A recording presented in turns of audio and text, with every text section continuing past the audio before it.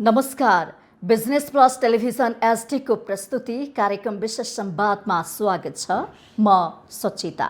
विशेष संवादमा हामी हरेक दिन नयाँ विषय वस्तुसँग एकजना विशेष अतिथिसँग संवाद गर्ने गर्छौं। सदाझै आज पनि कार्यक्रम विशेष संवादमा एकजना अतिथिको साथमा उपस्थित भएका छौं र आज हामी विशेष गरी बिजनेसका कुरा गर्छौं, आर्थिक क्षेत्रका कुरा गर्छौं, राजनीतिक सामाजिक विविध पक्षमा रहेर संवाद गर्दैछौं। र यो संवादको लागि आज हामीले हाम्रो कार्यक्रममा निम्ताएका छौं। विगत केही वर्षदेखि उहाँ बिजनेसम्यान भएर पनि काम गर्नु भएको छ, कागजको कपहरू पनि बनाउनु भएको छ र सँगसँगै उहाँले धेरैलाई रोजगार पनि दिनु भएको छ। सँगसँगै उहाँ नेपाली कांग्रेसको युवा नेता पनि हुनुहुन्छ र आगामी दिनमा नगर सभापतिको उम्मेदवारी हुँ पनि भन्दै हुनुहुन्छ र पूर्व जनप्रतिनिधि पनि हुनुहुन्थ्यो उहाँ र सँगसँगै शान्ति रत्न साक्य हुनुहुन्छ उहाँको नाम र अध्यक्ष महाचण्डी शुभश्रीका अध्यक्ष हुनुहुन्छ, नेपाल जेएसएसका पूर्व कार्यकारिणी उपाध्यक्ष, लायन्स क्लब अफ माचण्डी बनेपाका फाउन्डर प्रेसिडेन्ट पनि हुनुहुन्छ। विभिन्न सङ्घ संस्थामा आबद्ध भएर करिब लामो समयदेखि देश र जनताको लागि काम गर्दै आउनु भएको छ। विशेष गरी आज उहाँसँग उहाँको उम्मेदवारी जुन उहाँ नगर सभापतिको लागि म उठ्दैछु भन्नुभएको छ, उहाँका आगामी रणनीतिहरू एजेन्डाहरू के छन्, ती एजेन्डा रणनीतिले देश र जनतालाई कस्तो खालको फाइदा पुर्याउँछ त्यो विषयमा चर्चा गर्छु। र सँगसँगै आर्थिक हो सबैभन्दा ठुलो प्रमुख पाटो, किनभने कोरोनाले गर्दाखेरि यति बेला व्यापार व्यवसाय रोजगारहरू डामाडोलको स्थिति छ, पर्यटन क्षेत्र ध्वस्त छ, आर्थिक गतिविधिहरू अवसरहरू पनि यति बेला पलायन भएका छन्।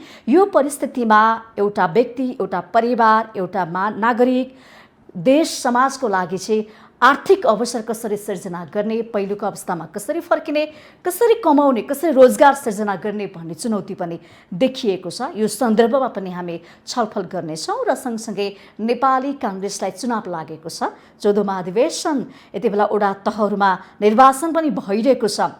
यो सँगसँगै तयारी कस्तो छ, समग्र सबै पाटोलाई आज हामी कार्यक्रम विशेष संवादमा केलाउनेछौँ र हामीसँग हुनुहुन्छ शान्ति रत्न साक्यज्यू। यहाँलाई स्वागत छ। धन्यवाद। नमस्कार। एकदम आरामै छ। कसरी दिनहरू बितिरहेका छन् यहाँ? दिनहरू अचेल, अब चुनावकै लागि हामी तयारीमा लागिरहेका छौँ र हाम्रो चुनाव चाहिँ पटक पटक यो सरिरहेको अवस्था हुनाले अलिकति लामो समय यसैमा लाग्नुपर्ने अवस्था अझै पनि छ। नेपाली कांग्रेसको चुनाव त पटक पटक सर्दै आयो, धेरै पटक सर्यो, 2 पटक त्यसमा पनि त अनि वैधानिकताको प्रश्न त उठिहाल्यो नि, कांग्रेस भन्ने पार्टी रहन्छ या रहँदैन भन्ने कुराहरू रह्यो होइन। तपाईँ जस्ता युवा नेताहरू कहाँ जाने भनेर एउटा चिन्ता चासो त बन्यो नि त होइन। सबैको छलफलको विषय भने अन्ततः एउटा वडा तहको चुनाव त सुरु भएको छ। अब यसले के आशा पलाएको छ भने नेपाली कांग्रेसले वैधानिकता प्राप्त गर्यो भन्ने हो। अब सङ्कट हट्या हो, टर्या हो। अब संवैधानिक रूपमा कसरी व्याख्या हुन्छ त्यो त आफ्नो ठाउँमा छँदै छ, तर कमसेकम कानुनी राजनीतिक सामाजिक रूपमा तपाईँहरू सुरक्षित हुनुभयो। अब चाहिँ कमसेकम प्रक्रिया चाहिँ सुरु भइसक्यो। त्यही कारणले अब हाम्रो चाहिँ अधिवेशन हुन्छ भन्ने चाहिँ हामी कार्यकर्ता चाहिँ ढुक्क छौँ। कानुनी प्रश्न चाहिँ अब आउँदैन होइन, संवैधानिक प्रश्न त तपाईँहरूमाथि थियो नि त। हजुर हजुर, त्यो हाम्रो भाद्रको 23सम्म भन्ने कुरा त छँदै थियो, तर हाम्रो 18 गते करिब 40वटा जिल्लामा चाहिँ वडाको अधिवेशन सुरु भइसकेको अवस्था छ। त्यो कारणले गर्दाखेरि अब यो प्रक्रिया सुरु भइसकेको हुनाले संवैधानिक रूपमा केही चाहिँ अब ठाउँ रहन्छ होला मेरो चाहिँ आफ्नो सोचमा। अब सबैले भन्छन् कांग्रेसलाई यस्तो बनाउनुपर्छ, उस्तो बनाउनुपर्छ, यस्तो हुनुपर्छ नेपाली कांग्रेस भनेर। नेपाली कांग्रेस वास्तवमा चाहिँ कस्तो हुनुपर्छ?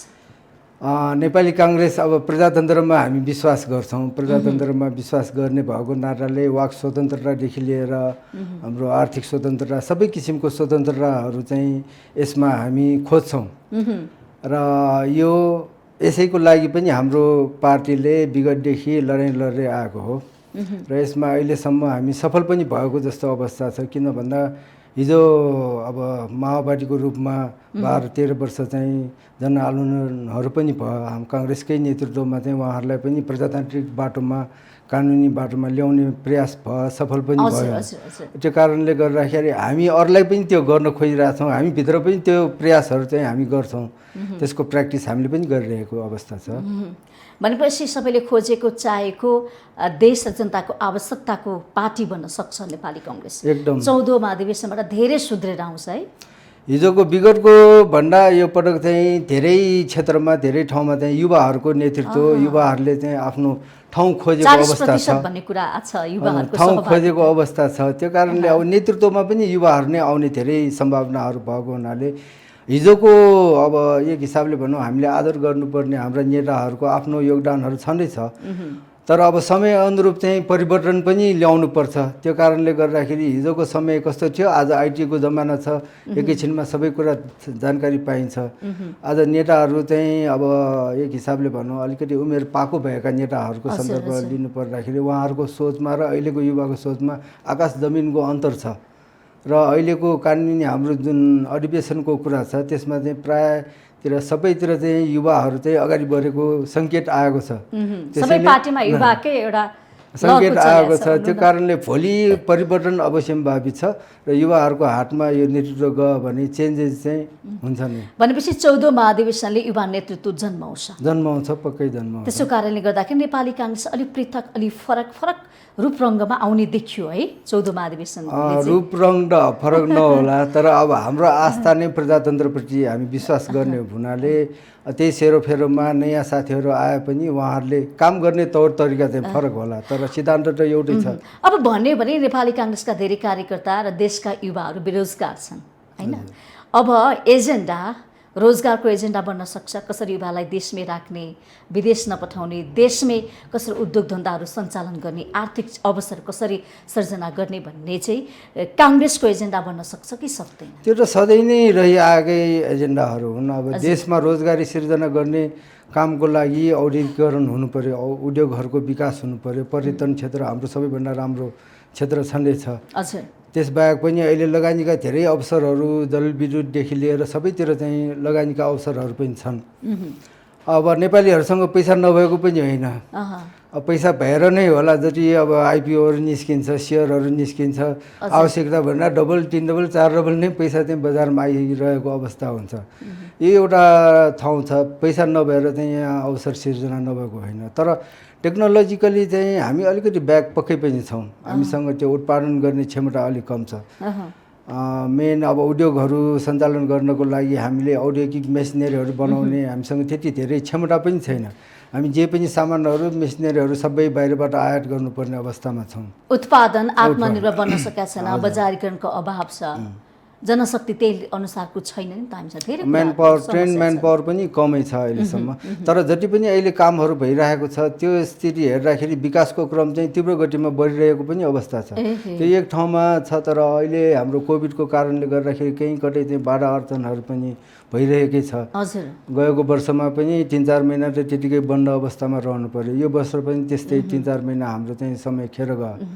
रोजगार सिर्जना गर्दाखेरि अब रोजगारी दिने कम्पनी अथवा अब लगानीकर्ताहरूलाई पनि अलि समय अनुकूल छैन लगानी मात्रै गर्ने भनेर पनि भएन रोजगार सिर्जना गर्ने नाममा पैसा मात्रै लगानी गरेर पनि भएन काम गर्ने वातावरण अहिले चाहिँ अलि अप्ठ्यारो अवस्था छ कोभिडको कारणले गर्दाखेरि तर अहिले देशको प्रमुख समस्या भनेको बेरोजगार नै हो के हजुर युवाहरू जनशक्तिहरू ती गर्न सक्ने श्रम शक्तिहरू चाहिँ विदेशमा पलायन छन् त्यसलाई रोक्नु पर्यो नेपालमै अवसरहरू सृजना गर्नु पर्यो काङ्ग्रेसले सोचेको छ कि छैन अब युवालाई विदेश जान नदिने यदि गए तापनि केही वर्षको लागि केही सिक्नको लागि पढ्नको लागि जाने फेरि नेपाल फर्किने त्यो वातावरण सृजना गर्ने र सँगसँगै बेरोजगार युवाहरूलाई चाहिँ पार्टीको झन्डा मात्रै बोकाउने दुरुपयोग गर्ने होइन टायर बार्नको लागि मात्र प्रयोग नगरी कामसँग जोडाउनु पर्यो कि त्यो योजना छ खाका त्यो छ त्यो अब युवा वर्गको आइरहँदा भनिरहँदाखेरि चाहिँ युवा नेताहरू त काम गर्नु पर्यो नि त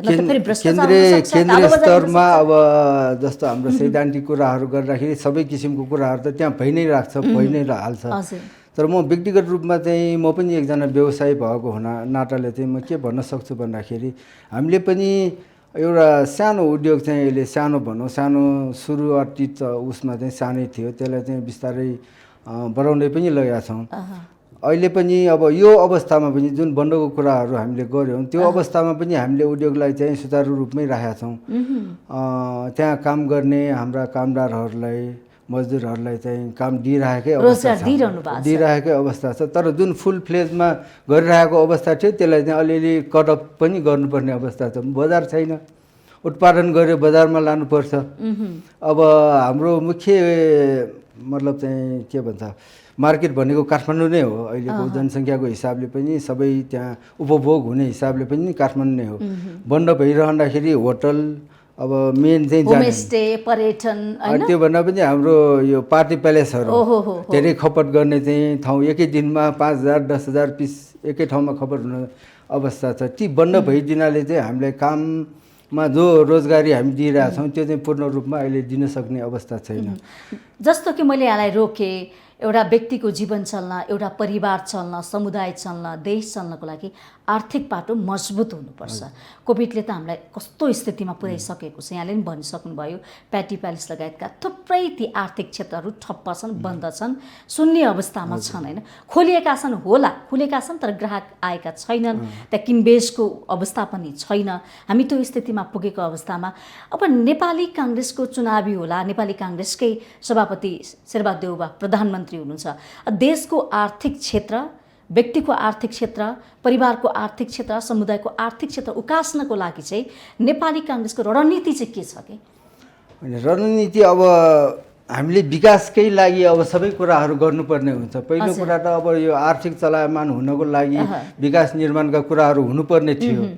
अब हाम्रो आर्थिक वर्ष जहिले पनि यो असार श्रावणमा पर्छ, पानी पर्ने सिजनमा।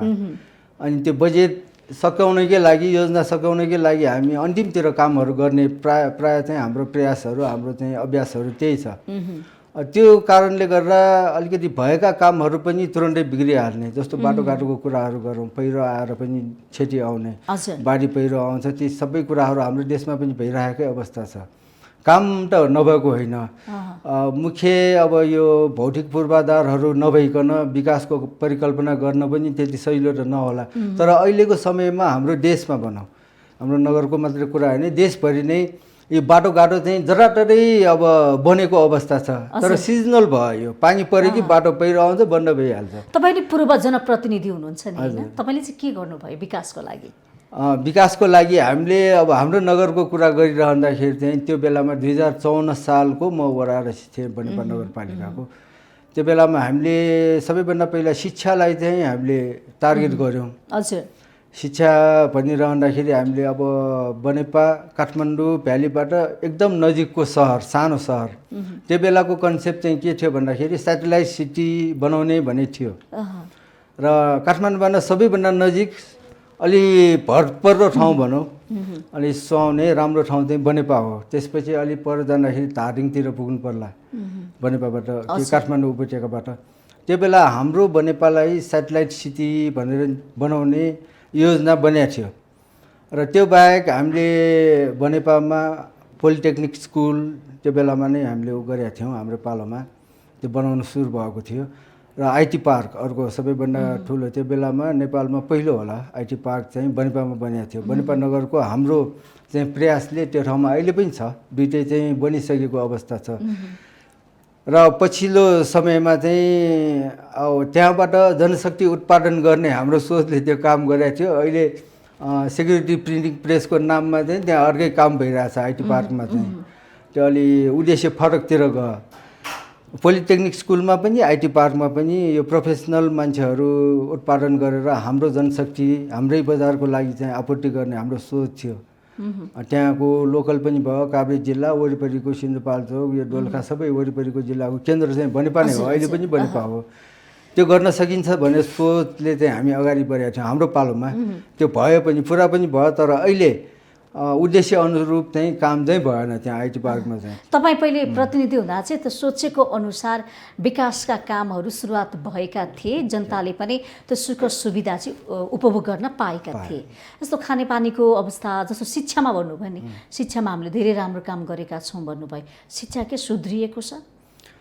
हाम्रो क्षेत्रबाट शिक्षाको स्तर त राम्रै छ, किनकि हामी अब त्यो सानो एरिया भनौँ बनेपा, त्यसपछि धुलखेल, पनौटी सबै एकै ठाउँमा जोडिया छ। हजुर हजुर, जोडिया छ। काठमाडौँ युनिभर्सिटी तपाईँलाई अब भन्नै परेन, देशको एउटा नमुना युनिभर्सिटी पनि हो। हाम्रो 1 किलोमिटर दायराभित्र सबै पढ्न आउँछ ती। पोलिटेक्निक भयो, आइटी पार्कहरू भयो, त्यसबाहेक पनि हामी कहाँ पनौटीमा पनि त्यो मेकानिकल इन्जिनियरिङहरू पढाउने अटो पार्ट्सको सम्बन्धी त्यो इन्स्टिच्युटहरू पनि छ। विभिन्न क्षेत्रमा चाहिँ हाम्रो लगानी त्यो 93वटा नगरपालिकाको चाहिँ आफ्नो विशेष पहल चाहिँ त्यो क्षेत्रमा भएको छ। शिक्षामा मुख्य गरिकन अघि भर्खरै तपाईँले खानेपानीको कुरा पनि उठाउनु भयो। बनेपा, पनौती, धुलिखेल यी 3टा नगरहरू मिलेर काभ्रे एकीकृत खानेपानी भनेर अहिले सञ्चालनमै छ, तर पूर्ण रूपमा चाहिँ सकिसकेको छैन काम। अलिक त्यसमा पनि अब हाम्रो देशकै काम सबैतिर यस्तै हुने रहेछ। ठेकदार र अब काम गराउने बिचमा चाहिँ कहिलेकाहीँ त्यो मिसअन्डरस्ट्यान्डिङहरू हुने, त्यो कारणले रोकिएको 95-6% काम भइसकेको काम पनि अलि रोकिएको अवस्थामा छ। र बनेपा र पनौटीमा चाहिँ केही हदसम्म पानी वितरण पनि ट्रायल भइसकेको छ।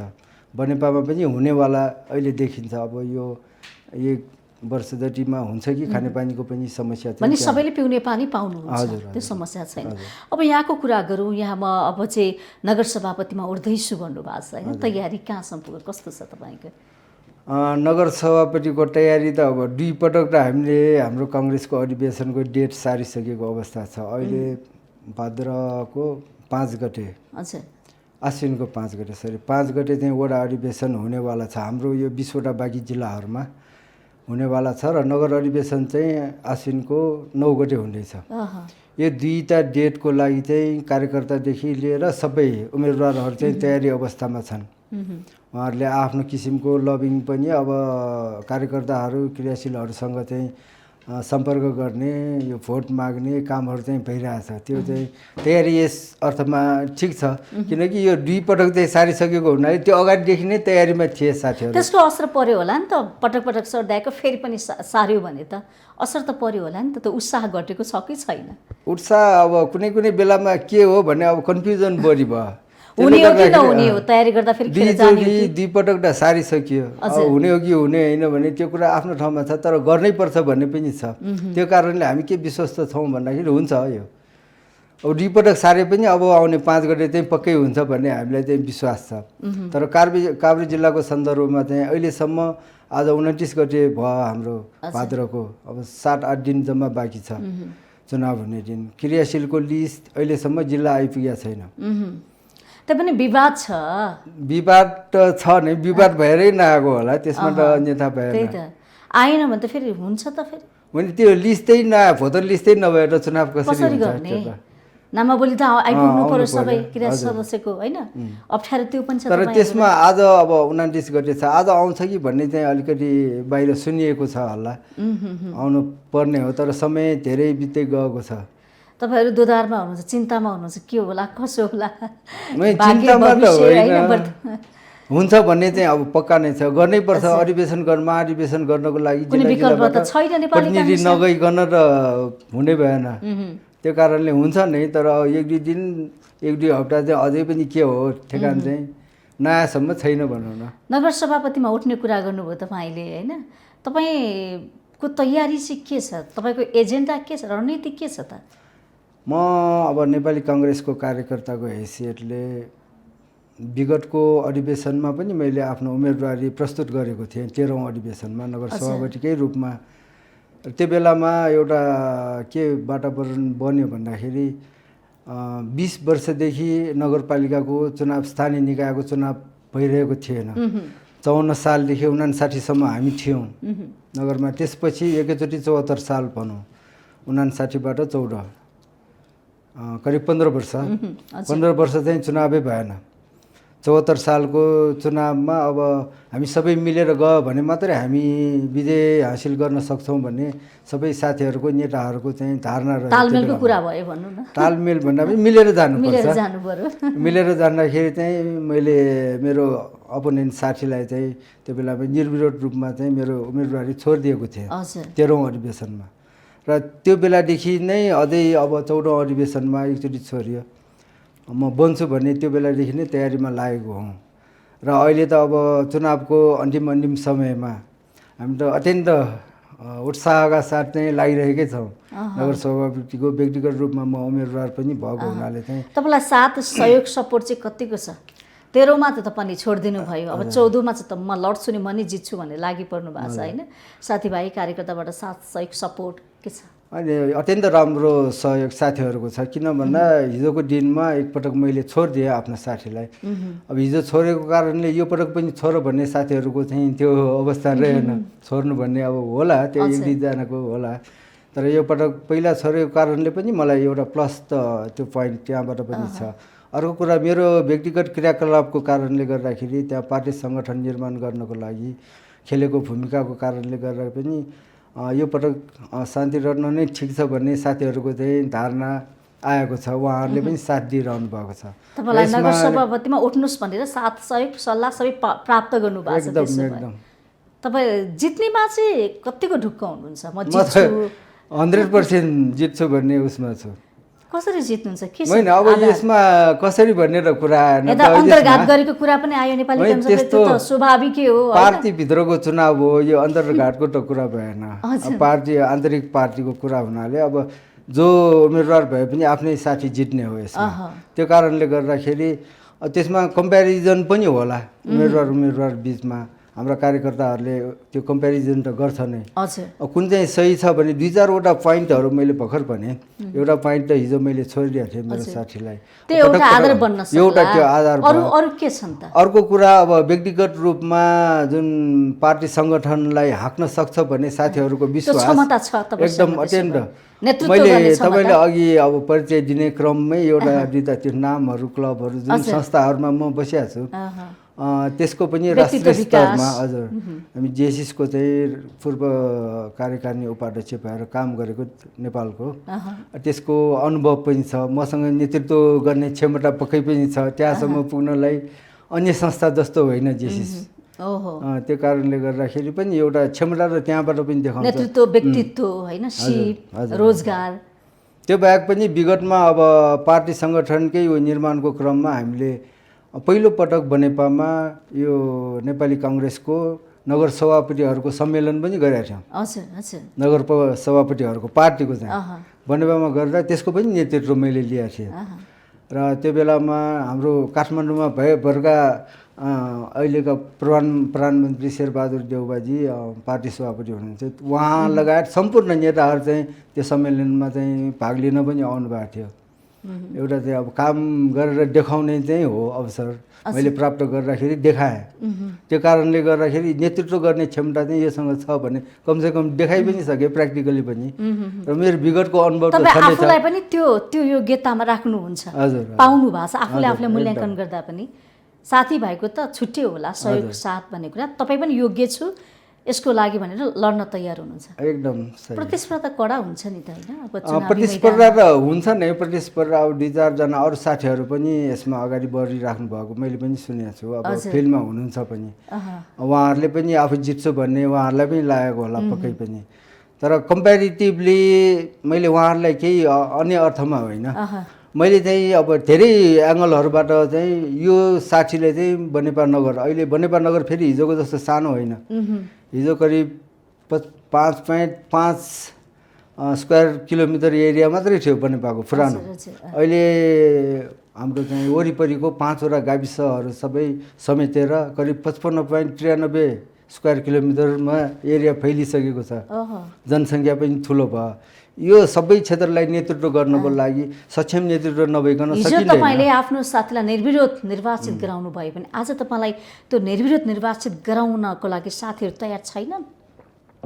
यसमा चाहिँ हाम्रो अब साथीहरू बिच छलफल त भइराखेकै छ। हजुर, हुन पनि सक्छ, त्यसमा नहुने भन्ने कुरा त होइन। भोलि अब साथीहरूलाई किन चुनावमा जाने? आखिर आफ्नै मान्छे हो, होइन, गर्न सक्ने मान्छे हो, होइन, मलाई जिताउनुहोस् भनेर तपाईँले पनि त कन्भिन्स गराउनु पर्यो नि। होइन, यो भइरहेको पनि छ, गरेको पनि छु, मैले गरेको पनि छु। मेरो अब अपोनेन्ट बन्ने साथीलाई मैले व्यक्तिगत रूपमा भेटेर पनि छलफल पनि गरेको छु कसरी जाँदाखेरि उपयुक्त हुन्छ। एकपटक अब प्रयास हामीले सँगै मिलेर जाने प्रयास गर्न सक्यौँ भने पार्टीको लागि पनि राम्रो। किनकि हिजो हामी बनेपामा स्थानीय निकायको चुनावमा हार्यौँ। बनेपा जस्तो ठाउँ जुन ठाउँमा चाहिँ अहिलेसम्म नगरको चुनावमा चाहिँ हारेको इतिहास छैन काङ्ग्रेसको, त्यो ठाउँमा पनि हार्नुपर्ने अवस्था हिजो बन्यो। अब कारण विभिन्न होला, त्यसमा चाहिँ नजाउँ। त्यो परिस्थितिलाई अब हामीले फेरि आफ्नो तर्फ चाहिँ झन्डाको मत चाहिँ तान्नुपर्ने अवस्था छ। त्यसले गर्दाखेरि हामी लड्ने भन्दा पनि जुट्ने हैन समर्थन मिलेर गर्ने, जाँदा मिलेर जाँदा फाइदा राम्रो होला हुन्छ। समग्रमा चाहिँ हैन। त्यही अनुसार चाहिँ अगाडि बढ्यो भने राम्रो हुने देख्नुहुन्छ तपाईले। तपाईले जितिहाल्नु भयो भने चाहिँ गर्न चाहिँ के गर्नुहुन्छ? मेरो सबैभन्दा ठुलो लक्ष्य भनेको पार्टी सङ्गठनलाई मजबुत गर्ने हो। मलाई एउटा अब हिजो विगतको दिन अहिले पनि याद आउँछ। हिजो बनेपामा नेपाली काङ्ग्रेस प्रायः त अब 38-36 सालको जनमत सङ्ग्रह, 42 सालको हजुर जनमत सङ्ग्रहमा पनि त्यो क्षेत्रबाट 98% चाहिँ प्रजातन्त्रमा भोट आएको ठाउँ हो। त्यो गर्व लाग्छ कि हामी प्रजातन्त्रवादी हौँ, काङ्ग्रेस हौँ भन्नलाई त्यो ठाउँमा। अहिले अब विपक्षी साथीहरूले, एमालेका साथीहरूले जितिरहँदाखेरि हामीलाई पनि अलिकति यो मनोगत रूपमा चाहिँ अलि के हो के भयो भन्ने चाहिँ लाग्छ नै, दुःख त लाग्छ, आत्मा रुन्छ नै। अब यसलाई फेरि पुनः आफ्नो स्थितिमा ल्याउन फर्काउनको लागि चाहिँ हामी प्रयास गरिरहेको अवस्थामा एकदमै अब यो ठाउँमा नमिलिकन भोलिको दिन फेरि ल्याउन त्यति सजिलो छैन। बलियो काङ्ग्रेस बनाउन चाहनुहुन्छ तपाईँ हैन? सबै ठाउँमा जित्ने काङ्ग्रेस, सबैले विश्वास गर्ने काङ्ग्रेस बनाउन चाहनुहुन्छ। अनि यति त होला पार्टीको लागि तपाईँले केही गर्नु होला, गरि पनि रहनु भएको छ। तर हामीले गर्नुपर्ने आवश्यकता भनेको देश र जनताको लागि हो नि त। जनताले खोप पाएका छैनन्, स्वास्थ्यको अवस्था त्यस्तै छ, खानेपानी पाएका छन्, राम्रो पिच सडकमा हिँड्न पाएका छैनन्। मेन त त्यो पनि होला नि त हैन? हाम्रो दुर्भाग्य हजुर, हाम्रो देशको अब पुरै ठाउँको मात्रै हामीले अब नहेरिकन पहिला व्यक्तिगत रूपमा मैले बनेपालाई प्रतिनिधित्व गरिरहेको हुनाले सबैतिर यस्तै हालत छ। हाम्रो बनेपा अटेन्ड योभन्दा पनि गइ गुज्रेको अवस्थामा अहिले छ। यसलाई सुधार नगरिकन पक्कै पनि काम नहोला। हजुर तपाईँले भन्नुभयो जस्तै स्वास्थ्य क्षेत्र खोप नपाएर अहिले पनि जनताहरू खुलेर हिँड्न सक्ने अवस्था छैन। स्वास्थ्य स्थिति त्यस्तै छ। हस्पिटलहरूमा हाम्रो मेसिनरीहरू भनौँ, इक्विपमेन्टहरू त्यति अभाव छ। भेन्टिलेटर 5-7वटा पनि राख्न नसक्ने अवस्था छ। सबैतिर एकैचोटि यो महामारी आइदिएको कारणले गर्दाखेरि व्यवस्थापन गर्न त्यति सजिलो पनि थिएन, त्यो आफ्नो ठाउँमा छ। तर हिजोको दिनमा पनि त्यो सायद हस्पिटल बन्नको लागि ती इक्विपमेन्टहरू चाहिन्थ्यो होला, किन राखिएन, त्यो आफ्नो ठाउँमा छ। त्यो यस्ता व्यवस्थापनहरू गर्नुपर्ने कुराहरू धेरै छन्। तपाईँको यातायात क्षेत्रमा त्यस्तै छ। तपाईँ अहिले बनेपा अहिले जानुभएको छ पूर्वतिर, अब नाका हो हाम्रो पूर्व जाने बनेपा चाहिँ नाका हो। त्यहीँबाट दिनको कमसेकम 10,000 गाडी बाहिर निस्किन्छ, आउँछ। बनेपा पुगिसकेपछि अलिकति बनेपाको हाइवेको दुवैतर्फको बाटो चाहिँ अहिले पानी पऱ्यो भने त्यो अब हिलाम्य हुने, हिँड्नै नसकिने अवस्था, अलिकति घाम लाग्यो त्यो परिस्थिति छ। अब नेतृत्वमा बस्ने, अब नगरमा बस्ने नेताहरूले, मेयर लगायतका साथीहरूले किन यसलाई हेर्नु भएन? जहिले पनि यो चिल्ला र मिठा कुरा मात्रै गर्नुहुन्छ हैन? यो अब देशभरि हामीले देखिसक्यो हुन्थ्यो। अब 2/3 आउँदासम्म पनि खोइ गर्न नसक्ने रहेछ। सही नेतृत्व भएको भए मिलाएर जानुपर्छ। तपाईँको नेतृत्व आयो भने तपाईँले चाहिँ गर्नुहुन्छ त्यसो भए? ठोकुवाको साथ हो? ठोकुवाको साथ हो। यो चेन्ज ल्याउनलाई 1 महिना पनि लाग्दैन। हाम्रो बाटो चिल्ला हुन्छन् त्यसो भए, धुलो उड्दैन, हिलो हुँदैन। व्यवस्थापन गर्ने हो। चिल्लो बनाउनलाई तुरन्तै अब पैसा पनि चाहियो, त्यति अब सजिलो त कुरा होइन। तर व्यवस्थापन गर्यो भने त्यो हिलामी हुँदैन। कमसेकम पानी जाने ढल मिलाइदियो भने पानी त जान्छ नि। त्यति पनि गर्दैन। खाल्डो छ, खाल्डै भयो। त्यसपछि त्यसमा हिलो पनि निस्किने भइहाल्यो। गाडीको टायर जान्छ, पिचमा जान्छ, एकछिन सुकेपछि त्यो हिलो ठुलो बन्ने हो। यस्तो परिस्थिति त्यो ठाउँमा छ। बाटोको मात्रै कुरा होइन, स्वास्थ्य स्थिति त्यस्तै छ, नाजुकै छ भनौँ न स्वास्थ्य स्थिति त। बेरोजगारको अवस्था पनि त्यस्तै हो। बेरोजगार त अब हाम्रो बन्डको कारणले गर्दाखेरि यो चाहिँ प्राकृतिक रूपमै भनौँ न। यसमाथि पनि अब यो सिजन हाम्रो पानी पर्ने सिजन, यसमा चाहिँ बाढी पहिरो आउने, बाटो सबै बन्द हुने, भएको कामहरू पनि रोकिन्छ कि यो समयमा। बाटो अब गाडी चल्दैन, बजार आउन गाह्रो छ, रोजगार पनि त्यतिकै। अब गाडीदेखि लिएर सबै एउटा नचलेपछि त्यसको इफेक्ट चाहिँ अर्कोमा परिहाल्छ। उत्पादन वस्तुले बजार पाएन, सबै कुरा ठप्प छ हैन? त्यो कारणले गर्दाखेरि पनि अलिकति समस्या त अब सिजनली पनि यो टाइममा हुने हो। तर यसलाई सुधार गर्न सक्ने अवस्था हुनाहुने पनि वास्तै नगरिकन बस्दा चाहिँ त्यो राम्रो भएन। तपाईँ अहिले जानुभएको छ भने अब त्यही बाटो भएर दिनको हजारौँ 10,000 हिँड्ने बाटो यात्रीहरूले त देख्छ बाटो कस्तो छ बनेपाको भनेर। कमसेकम त्यो ग्राभेल राखेको अब हाम्रो हाइवेमा ग्राभेल राखेको किन राखे पनि थाहा छैन, किन निकाले पनि थाहा छैन, त्यस्तो किसिमको अवस्था छ। सायद त्यहाँ एउटै मैले चाहिँ भने त्यति धेरै सुविधा पुगेको छैन त्यसो भए तपाईँको ठाउँमा। मैले सुविधा सम्पन्न ठाउँ हो हाम्रो, तर व्यवस्थापन भएन।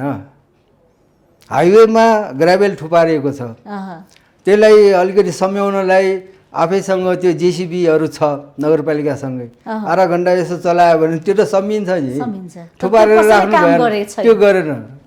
यतिसम्म पनि गर्नु पर्यो, खबरदारी गर्नु पर्यो। हामीले खबरदारी गर्ने, अब सत्तामा भएका साथीहरूले पहल नगरेपछि विपक्षीले मात्रै कराएर नहुने रहेछ। सायद त्यो ठाउँमा चाहिँ अर्को किसिमको चलखेल पनि हुनसक्छ, ठेकदारसँग केही मिलेन कि, नत्र त हुनुपर्ने हो। 6-6 महिनादेखि 7-7 महिनादेखि हाइवेमा थुपारिरहेछ किन हो? विकासको नाममा धेरै विकृति पनि छन् है त्यसो भए?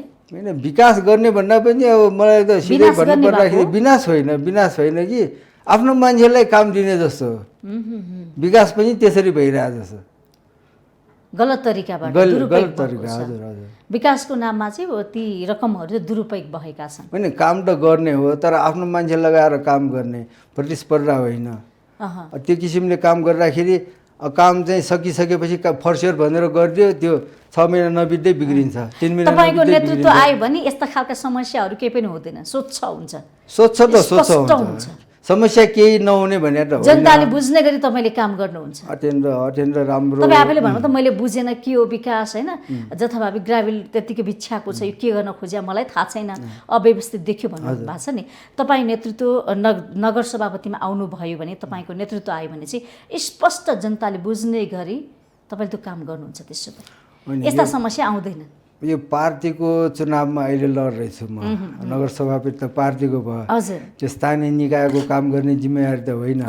तर पनि पार्टीको नेतृत्व लिइसकेपछि चाहिँ यस्ता विसङ्गतिहरू विकृतिहरूलाई चाहिँ हटाउनको लागि त्यो हाम्रो नगरपालिकामा त्यही त नगरपालिकामा अहिले नेतृत्व गर्ने साथीहरू, मेयर लगायतका साथीहरू, टिमहरूलाई चाहिँ हामी घचघच्याउन सक्छौँ, प्रेसर दिन सक्छौँ। र पछि दायित्व नहुँदाखेरि गर्दा पनि किन गर्यो भन्ने क्वेसनहरू पनि आउँछ, तिमीलाई मात्रै किन चाह्यो भन्ने कुराहरू उठ्छ नि। सबैको लागि हो त्यो त। अब पदमा बसेर काम गर्दा चाहिँ एउटा जिम्मेवारी पनि हुन्छ, नेतृत्व लिने अवस्था पनि हुन्छ। यसो गरौँ भनेर चाहिँ अब लबिङ गर्न सकिन्छ कि, त्यो कारणले उहाँहरूलाई पनि टाइममा हामीले व्यक्तिगत रूपमा फेसबुककै माध्यमबाट अन्य माध्यमबाट पनि घचघचाइ राखेको अवस्था हो, तर वास्तै नगर्ने, त्यस्तो अलिकति हेलचेक्राइ बनाउन, त्यो कारणहरूले त्यहाँ भइरहेको छैन। अब नेतृत्व हाम्रो उसमा चाहिँ मेरो भयो भने, मैले लिने अवसर पाएँ भने ती कामको लागि चाहिँ अग्रसर भएर म खबरदारी गर्नुहुन्छ, सबैलाई सचेत गराउनुहुन्छ, नागरिकदेखि लिएर सबै जनप्रतिनिधिलाई चाहिँ काम गर्नु पर्यो, समयमा काम हुनु पर्यो, जुन समयमा पाएको जिम्मेवारी चाहिँ पुरा गर्नु पर्यो भने तपाईँ खबरदारी चाहिँ गर्नुहुन्छ। ल, तपाईँ चुनाव जित्नु होला, हाम्रो शुभकामना छ। अब चुनावपछि म कुरा गर्छु, यो माचण्डी शुभश्रीको तपाईँ अध्यक्ष पनि हुनुहुन्छ होइन, कागजबाट कप बनाउनेको चर्चा छ, यो बारेमा थोरै प्रश्न पारिदिनुहोस् न, के हो यो? हामीले अब सुरुमा यो हाम्रो सरकारी नियम एकपटक आएको थियो, यो प्लास्टिक जन्य यो गिलास भयो झोलाहरूलाई ब्यान गरेको अवस्था थियो केही समय अगाडि, 6-7 वर्ष अगाडि। र प्लास्टिक मुक्त क्षेत्र घोषणा पनि धेरै ठाउँमा भएको थियो। अब त्यसलाई चाहिँ हाम्रो प्र्याक्टिकल्ली चाहिँ गर्न सकिएन भनौँ, घोषणा चाहिँ गर्ने, त्यसलाई कानुनी रूपमा चाहिँ अल्टरनेट नदिने कि। अब झोला छैन केमा राख्ने र, उसँग अल्टरनेट अब कागजको झोला छ कि जुटको झोला छ कि दिनु पर्थ्यो, त्यो दिन सकिएन, अनि फेरि रियुज भयो तिनीहरूले। अब सरकारले चाहिँ नीति बनाउने, त्यसको व्यवस्थापन चाहिँ अल्टरनेट नदिँदाखेरि चाहिँ फेरि रियुज हुने अवस्था आयो। त्यसै गरिकन प्लास्टिकको कपबाट चाहिँ धेरै तातो यो चिया यस्तो खाँदाखेरि चाहिँ डाक्टरहरूले नै धेरै पटक यो फेसबुक मार्फत अनि सञ्चार माध्यम मार्फत चाहिँ प्रचार प्रसार पनि गर्नुभएको थियो, क्यान्सर जन्य रोगहरू हुनसक्छ कालान्तरमा भनेर। त्यो कारणले गर्दाखेरि त्यसलाई सब्स्टिट्युट गर्नको लागि पेपर कप चाहियो। हामीले सुरु गर्दाखेरि यो 72 सालतिर हामीले 74 करिब 5 वर्ष जति भयो हामीले सुरु गरेको, 5 वर्ष जति भयो। त्यो समयमा प्लास्टिकको कपलाई पनि ब्यान गर्ने भन्ने कुरा आइसकेपछि हामीले त्यो योजनातर्फ लाग्यो हाम्रो, मेरै नेतृत्वमा हामीले चाइनाबाट मेसिन ल्याएर पेपर कपहरू उत्पादन सुरु गऱ्यौँ। र त्यसबेला हाम्रो उद्योग राज्य मन्त्रीको रूपमा चाहिँ कञ्चनचन्द्र बार्डे हाम्रै क्षेत्रको काङ्ग्रेसको नेता हुनुहुन्छ, उहाँकै हातबाट चाहिँ हामीले त्यो बेला उद्घाटन पनि गरेका थियौँ। र त्यसको उत्पादन सुरु त हामीले गऱ्यौँ, बजारमा पनि पठायौँ। मान्छेहरूको यो बानी सुधार गर्नलाई अलि समय पनि लाग्ने रहेछ। प्लास्टिकको कपै युज भइरहेछ अहिले पनि, ब्यान भए पनि युज भइरहेछ, कसैलाई मतलब छैन। र आफ्नो स्वास्थ्य पनि अब तुरन्तै देखिहाल्ने पनि होइन त्यो क्यान्सर जन्य कुराहरू। अब त्यो 10औँ वर्ष 15औँ वर्ष कति लाग्ला, त्यसमा अलिअलि गर्दै भित्र डिपोजिट भएर हुने होला। त्यो मान्छेलाई, हाम्रो जनतालाई पनि मतलब खासै त्यस्तो छैन। विदेशमा त अब त्यति प्लास्टिक कपहरू त युज नै हुँदैन। हामीले देखेको त्यही अनुरूप चाहिँ हामीले पनि योजना बनाएर लागेका हौँ। सफल त एक हिसाबले हामीले अब मार्केट बनाउन धेरै प्रयास गऱ्यौँ, सफल पनि भइरहेका छौँ हामी। तर जुन मात्रामा चाहिँ हुनुपर्ने हो त्यति चाहिँ अहिले पनि छैन, किनकि प्लास्टिकको कप अहिले पनि हाम्रो प्र्याक्टिसमा छ। एउटा त्यो भयो। अर्को प्लास्टिक केही अन्य ट्रेहरू लगायतका विभिन्न साधनहरू हाम्रो खानेमा युज हुन्छ। हामीले फास्ट फुडहरूमा जानुभयो भने त्यो ठाउँमा त्यस्ता प्लास्टिकका भाँडाकुँडा, प्लेटहरू धेरै युज हुन्छ। हामीले ती पनि विस्थापन गर्नको लागि हामीले अरू पनि मेसिनहरू लगाएका छौँ। जस्तो हाम्रोमा बर्गर बक्सहरू, KFC बर्गर बक्स त्यो भन्छ, त्यस्तो टेक अवे बक्सहरू भयो, अनि मिठाईको बक्सहरू, यस्तो सबै बन्छ हाम्रो कागजको। तर प्लास्टिक सस्तो पर्ने, मान्छेले व्यापारीलाई पनि अब एकचोटि गर्ने हो, उसलाई सस्तो भयो, अलि नाफा पनि बढी हुने भयो। त्यो कारणले गर्दाखेरि युज गर्न चाहिँ सरकारले नै यो ब्यानै गर्यो भने चाहिँ अलि फास्ट ग्रो होला, नत्र बिस्तारै बिस्तारै भइरहेछ भनौँ। अनि प्लास्टिकका भाँडाहरू त्यति आवश्यक छैनन्, त्यसो भए फाइदा छैन। होइन, अब त्यो हट, अब चिसोमा त केही समस्या भएन, तर तातो पदार्थ हामीले तातो पानी, चिया, कफी चाहिँ प्लास्टिकको कपमा लिँदाखेरि चाहिँ डाक्टरहरूकै अब रिसर्च अनुसार चाहिँ यसबाट क्यान्सरजन्य रोगहरू हाम्रो शरीरमा आउँछ भन्ने कुरा त भइरहेकै छ नि एउटा। त्यही कारणले गर्दाखेरि अब प्लास्टिकलाई सक्यो भने ब्यान गरेर नै राम्रो हो। यहाँको कम्पनीमा चाहिँ कतिजना रोजगार दिनु? अहिले हाम्रोमा करिब 29-30 जना छन्। त्यसमध्ये पनि हामी कहाँ चाहिँ प्राय महिलाहरू हुनुहुन्छ, आजीभन्दा बढी उद्यमी काम गर्ने। के काम गर्नुहुन्छ त्यस अन्तर्गत? कम्पनीमा चाहिँ के हुन्छ खास? कम्पनीमा हाम्रो काम पेपर कप बनाउने एउटा प्राइम चाहिँ त्यो भयो। त्यसपछि हामी त्यो बक्सहरू बनाउँछौँ, मिठाईको box, burger box, take away food बक्सहरू, त्यस्तो सबै बन्छ हाम्रोमा। अनि आइसक्रिमको कपहरू भयो, बेकरी जुन केक कपहरू हुन्छ त्यस्तो कपहरू सबै बन्छ। अनि आइसक्रिम राख्ने बट्टाहरू भयो, धुपको बट्टा, यस्तो कागजबाट बन्ने त्यो नर्मल उसमा चाहिँ युज हुने सामानहरू सबै बन्छ हामी कहाँ। त्यो बाहेक हामीसँग चाहिँ यो केकको जुन बेसहरू हुन्छ नि तपाईँ, केकको मुनि मोटो, त्यस्तो बेसहरू पनि हामी कहाँ बन्छ। र प्रिन्टिङको कामहरू पनि हुन्छ। जस्तो तपाईँले जुत्ताको बट्टाहरू भयो, साबुनको, अनि अब प्रिन्टिङबाट हुने सबै भनौँ न, त्यो प्रिन्टिङ कागजका बट्टाहरू चाहिँ प्रायः सब त्यहीँबाट बन्छ है? बन्छ हजुर। कहाँ कहाँ पुर्याउनुहुन्छ यो खास? यो त देशभरि नै जान्छ हाम्रो, बाहिर पनि जान्छ? हाम्रो इन्टरनल मात्र, बाहिर होइन। यसको माग चाहिँ कस्तो छ बजारमा, कतिको छ? माग राम्रो छ, माग नराम्रो होइन। काम गर्ने अब अवस्था नै भएन कि, वातावरण भएन, बन्दको कारणले गर्दाखेरि काम हुनै पनि अब बजारै भएन भने त के गर्ने, काम त छ, युजै हुँदैन, समस्या त्यहाँ। कति उत्पादन हुन्छ यहाँ वार्षिक रूपमा? वार्षिक रूपमा होइन, हाम्रो यो कप मेसिनहरूले दिनको करिब 1.5 लाख पिससम्म चाहिँ हाम्रो 8 घन्टा काम गर्दाखेरि हाम्रो मेसिनहरूले त्यति उत्पादन गर्न सक्छ। हजुर, त्यसरी चाहिँ काम गरिरहनु भएको छ, रोजगार पनि भइरहेछ। त्यसो भए ती मजदुरहरूको काम चाहिँ ठप्प भएको छैन? हाम्रो फ्याक्ट्री चाहिँ बन्द भएको छैन, अहिले पनि सुचारू छ? अहिले पनि सुचारू छ, कुनै समस्या छैन काम गर्नको लागि? समस्या त छ, किन नहुन। अब रोग सर्ला भन्ने सबैभन्दा पीर त त्यो छ होइन। खोप पाइसके त ती मजदुरहरूले? पाइसकेको छ, सबै लगाइसक्नु भएको छ, सुरक्षित तरिकाले काम गरिरहनु भएको छ। काम गर्दाखेरि हाम्रो अब मेसिन हुन्छ, ठुल्ठुलै मेसिनहरू हुन्छ, त्यसमा चाहिँ नजिक बसेर काम गर्नु पर्दैन। भने चाहिँ सामाजिक दूरी कायम गरेर उहाँले आफ्नो रोजगार चाहिँ अगाडि बढाइरहनु भएको छ, त्यस्तो केही समस्या छैन। अब कुरा गर्छु, नेपाल जेएसएसको पूर्व कार्यकारिणी उपाध्यक्ष पनि हुनुहुन्छ, यसमा रहेर चाहिँ के काम गर्नुभयो तपाईँले उपाध्यक्ष हुँदाखेरि? हाम्रो चाहिँ अब जेएसएसको एउटा के छ भन्दाखेरि 1 वर्ष मात्रै कार्यकाल हुन्छ हाम्रो। 1 वर्षमा हजुर, छोटो अवधिभित्र आफूले गर्नुपर्ने, गर्न सक्ने काम सबै सकाएर अर्को नेता जन्माएर चाहिँ छोडिदिने। हाम्रो चाहिँ प्र्याक्टिस त्यो हो जेसिसको चाहिँ। म 1992 मा मेरो शाखा काभ्रे जेसिस हो, अध्यक्ष थिएँ 1992 सनको। र म कार्यकारिणी उपाध्यक्ष चाहिँ 2000 सालमा चाहिँ बनेको थिएँ। हजुर। र मेरो क्षेत्र पूर्व रहेको थियो र मेरो असाइन चाहिँ कस्तो हुन्छ भन्दाखेरि त्यहाँ तालिमहरू दिने शाखाहरूलाई हाम्रो area A B C D भनेर छ। त्यो असाइन शाखाहरूमा चाहिँ प्रशिक्षणहरू दिने, उहाँहरूको कार्यक्रमहरूमा चाहिँ सहभागी भइदिने, मोटिभेट गर्ने, त्यस्तो कामहरू चाहिँ त्यो नेसनल लेभलको अफिसरहरूले गर्ने गर्छ। मुख्य गरिकन नेसनलमा बस्दाखेरि नेसनल प्रेसिडेन्टको नेतृत्वमै हामी लाग्नुपर्छ।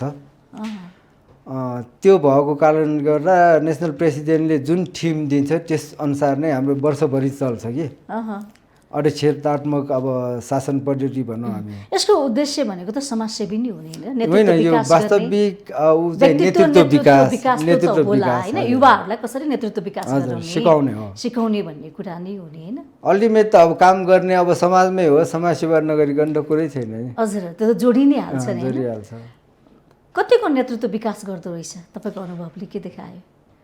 जेसिस एउटा यस्तो संस्था हो, अहिले जताततै तपाईँले खोज्नुभयो भने कहीँ न कहीँ जेसिसबाट उत्पादित मान्छेहरू चाहिँ भेटाउनुहुन्छ कुनै पनि संस्थामा। अहिले राजनीतिक क्षेत्रमा त योभन्दा गएको हाम्रो संसदीय उसमा संविधान सभाको उसमा 18 कि 19 जना त जेसिस पूर्व जेसिसहरू थिए सांसद। त्यति नेतृत्व चाहिँ अब नेटवर्किङ अब त्यति छ भनौँ न। एउटा उदाहरण थियो। देशभरि छरिरहेको हाम्रो सङ्घ संस्थामा, उद्योग व्यवसायमा, हरेक क्षेत्रमा नेतृत्व गर्ने चाहिँ क्षमता विकास गरिदिन्छ जेसिसले। एउटा उदाहरण सशक्त रूपमा त संविधान सभालाई पनि लिन सकिन्छ। 18-19 जना सांसद चाहिँ जेसिसका पूर्व जेसिसहरू भनौँ त्यहाँ पुगेका थिए जितेर। भनेपछि जेसिसमा लागेपछि धेरै फाइदा छ नेतृत्व विकास। नेतृत्व विकासमा त अत्यन्त राम्रो छ। आफूलाई व्यक्तित्व विकास गर्न मन लागेको छ, नेतृत्व विकास गर्न मन लागेको छ भने जेसिसमा जाँदा जोइन गर्दा हुन्छ। युवाहरूको आकर्षण चाहिँ कस्तो देख्नु भएको छ तपाईँले? होइन, प्राय जेसिसमा त युवा नै हुन्छन्। 18 देखि 40 सम्म यो एज ब्यारियर छ यसमा।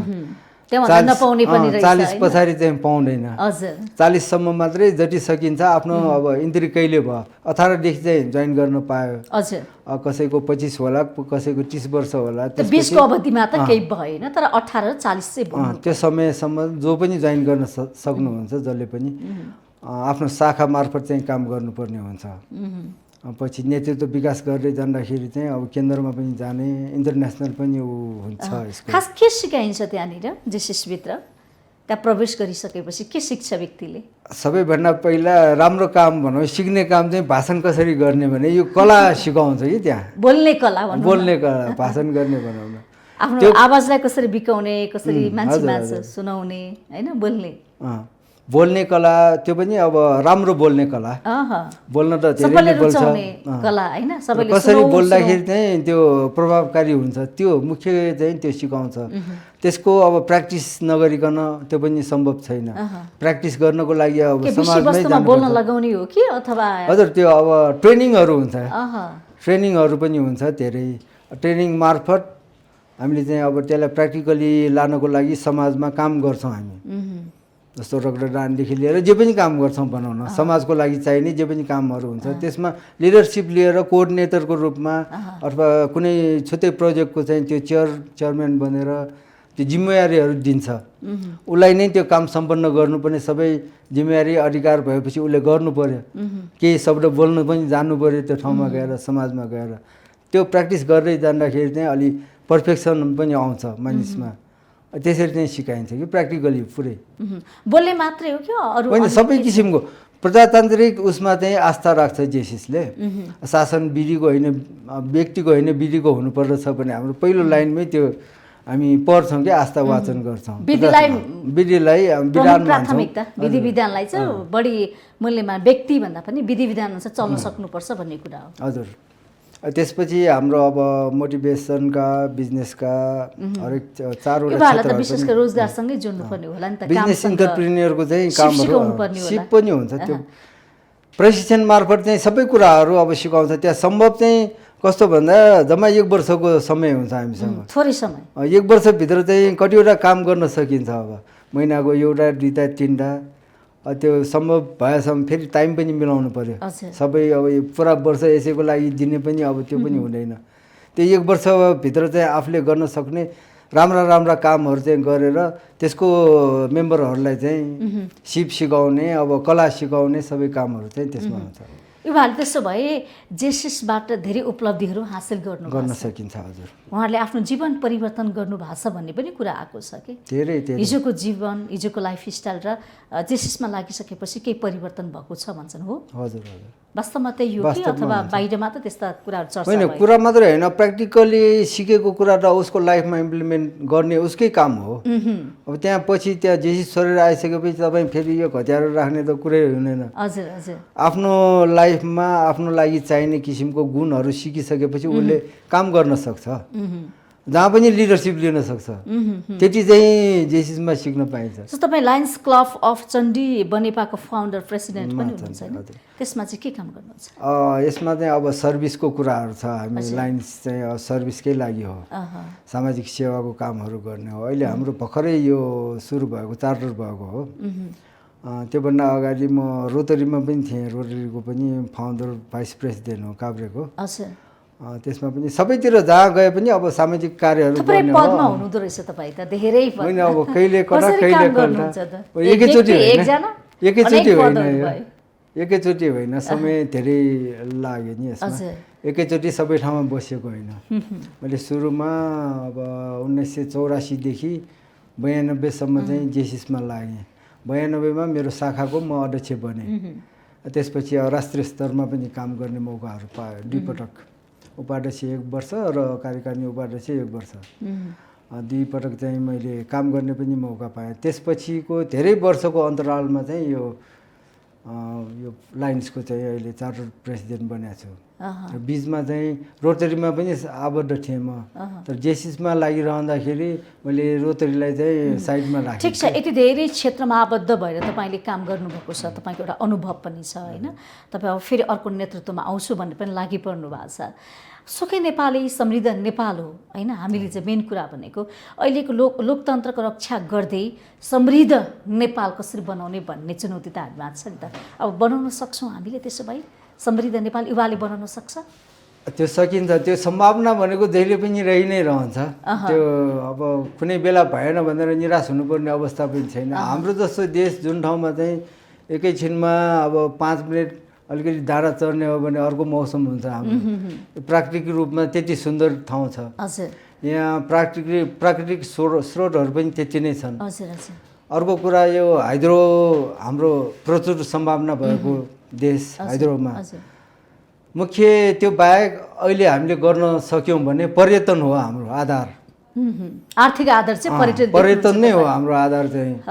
हामीले अन्य ठाउँमा यो औद्योगिक रूपमा हामी विकसित भएर अगाडि बढ्छौँ भन्ने त्यति सम्भावना मलाई चाहिँ किन लाग्दैन भन्दाखेरि हाम्रो वरिपरिको 2टा जुन छिमेकी देशहरू छन्, अत्यन्त हाई पपुलेटेड देशहरू, त्यसमाथि पनि अहिले सुपर पावर भन्ने गरेको चाइना, इन्डियाहरू, उहाँहरूको मास प्रोडक्सनको अगाडि हाम्रो सानोतिनो प्रोडक्सनले चाहिँ त्यति प्राइस वाइज चाहिँ फिजिबल नहोला। त इन्टरनली चाहिँ हामीले त्यो भनेपछि समृद्धिको लागि चाहिँ पर्यटन क्षेत्रमा विशेष ध्यान चाहिँ त्यही ठाउँमा गयो भने हाम्रो चाहिँ सबै पुरा हुन्छ। समृद्ध नेपाल बन्ने चाहिँ त्यो बाटो चाहिँ अत्यन्त उपयुक्त होला जस्तो चाहिँ लाग्छ। त्यो सम्भव छ, नहुने होइन।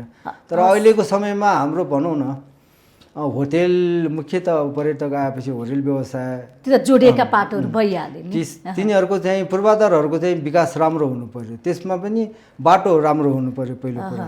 हवाईको चाहिँ सुविधा राम्रो हुनु पर्यो।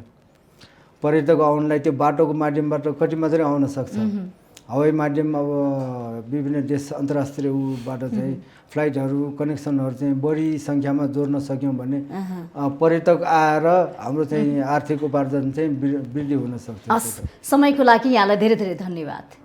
एकदम धन्यवाद। तपाईँहरूले मौका दिनुभयो। यो माउन्टेन टिभीलाई पनि माउन्टेन टिभीको बिजनेस प्लस टेलिभिजनलाई विशेष रूपमा चाहिँ यो समयको लागि चाहिँ धन्यवाद पनि दिन चाहन्छु। आभारी छु। आज हामीले कार्यक्रम विशेष संवादमा शान्ति रत्न साकेज्यूलाई निम्ताएका थियौँ। कार्यक्रमबाट म पनि बिदा हुन्छु। बिजनेस प्लस टेलिभिजन HD हेर्दै गर्नुहोला। नमस्ते।